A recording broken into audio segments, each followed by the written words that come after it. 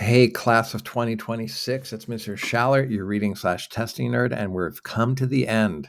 This is our final SBAC prep, so let's get into it. This is a heavy one because day 2 of the SBAC is called the performance task, or PT for short, whether it's English or math. It looks like a beast, but it's not so bad. Let's break it down. There are 2 parts to the performance task. Part 1 is going to give you like 4 sources about a common topic, and you'll have to answer a couple questions like a short constructed response and filling in a chart or something. Part 2 will ask you to write a multi-paragraph essay, usually argumentative, based on the sources from part 1. So that means that part 1 is super important to answer part 2. Okay. You have like 3 hours and then lunch and after lunch to finish if you need, just so you know. Let's take a look at it together. So I need you to go to Schoology. You'll see there's a bunch of things. There's 2 quizzes. Don't worry, they're not too bad. And then there are 3 readings. Okay. So take those out. One thing you'll notice is that there are, as I said, 4 sources, and each one of these is like a whole article, like 5 or 6 paragraphs. So you have to be really careful to use your BDA because you can't just start reading all of them. And as I said, there will have different types of questions like a short constructed response, or you might fill in a chart. Okay.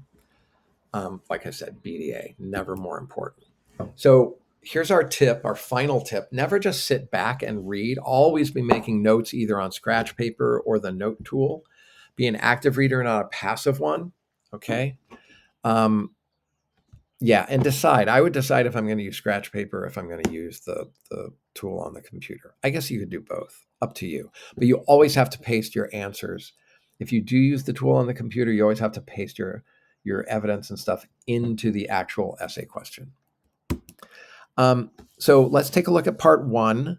So open up one of those readings. And what do you notice? So here's what I notice. In your economics class, and I'm like, bruh, I'm not in an economics class. Oh, but I'm going to pretend to be. It's sort of like cosplay for writing an essay, okay? It'll tell you, hey, you have 4 sources, and they're all about a common topic. This one is financial literacy classes. Sorry, that sounds boring, but I'm going to have to pretend I'm interested. This section will always be the same, and here's what I love. It says, briefly scan the sources and the questions that follow. That's BDA, youngsters, right? Scan it, see what they're asking you to do before you start to read. And then you can get into it and you can start finding evidence. You can click on the global notes. You can even cut and paste sometimes or use scratch paper. Great. So here are some examples of the types of questions you might see in part 1. You might have a short constructed response like this one, where you have to get 2 details from a source, or this one where you have to paraphrase source 1 and source 2, where they disagree with each other, refute each other. This is actually one of your quiz questions, so I'd look at that one. You could also get a trippy chart like this where they give you 4 claims and they ask you for each reading, hey, which one is accurate? But you could check more than one box. It just depends. Also, here's a really cool thing. When you have the sources, when you write, you only have to name it by the source. You could say, according to source number 3, and then give your quote, okay?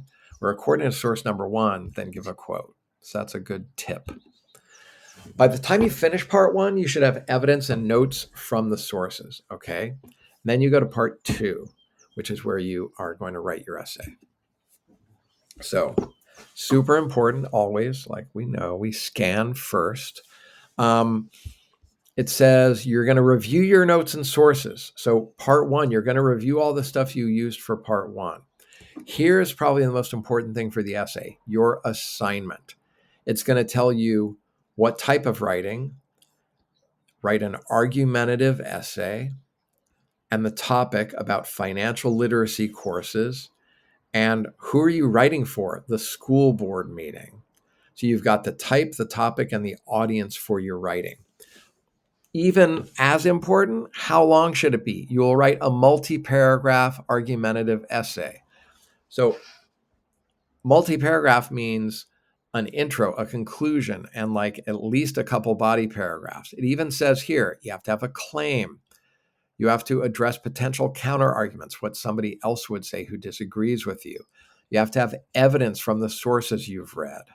And again, be sure to reference the sources by title or number. Source number 3 says blank. They give you an actual rubric, like how they're going to score you. And here's the cool thing about that. You're always going to get this, whether it's informational or argumentative. Use this as like sort of like a checklist. State your claim. Do you address opposing claims? Do you have evidence? Do you use transitions? How effective is your intro and your conclusion paragraphs? Did you integrate the evidence, specific information? Did you elaborate your ideas? Did you use your own words? You didn't plagiarize. Did you make sure that you said what title or number the source was? Okay. So this is like your guide for writing your essay. So big takeaways. Part 1, never jump to part 2 first for the essay. Always start with part 1 questions and then for part 2 on the performance task. Okay. For the essay, be sure you read your assignment. And as always, the more you write, the better you'll do. You definitely need to skim everything first before you start BDA. Refer to the source by the number. Source number 1 states. There will be a lot to keep track of, so you have to use your scratch paper. And please, if you use scratch paper, write your name on it. We will give you scratch paper. If you put your name on it and you have to come back like after lunch to finish, you'll be able to find your scratch paper because you can't leave with your scratch paper. And finally, remember you can cut and paste notes into the answer directly. Hold on one sec here. Why didn't this let me move forward? There we go. So now it's time for the after questions. I want you to answer 2 quiz questions. And yeah, listen, you guys are rocking. You are going to do great. Go in with a positive attitude when test time comes. You'll be cool. Thank you so much for your effort, and I'll see you soon.